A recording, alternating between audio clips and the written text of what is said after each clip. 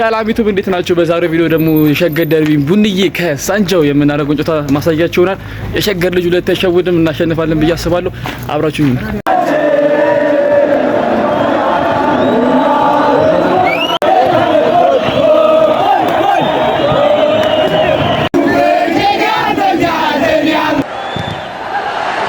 ሌላ ቴክኒክ በፍቃዱ ረፍት የለሽ እንቅስቃሴ ቢኒያም በፍጹም ቅጣት ምት ክልል ውስጥ አዲሱ አቱና ምናልባት ጎል! ቅዱስ ጊዮርጊስ የመጀመሪያ ጎል አግኝቷል። አቤል ያለው የጎሉ ባለቤት ነው። 66ኛው ደቂቃ ላይ በመጨረሻም 0-0 የነበረው ጨዋታ ጎል አስቆጣሪ ቡድን አግኝቷል። ቀይ መስመር ቢኒያም ያስቀጠለበት እንቅስቃሴውን ያስቀጠለበት መንገድ ግሩም ነበር።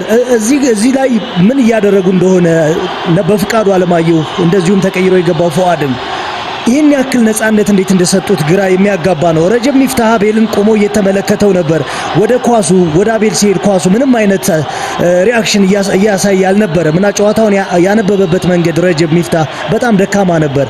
አቤል 16 የተቃራኒ ቡድን ግብ ክልል ውስጥ ያለ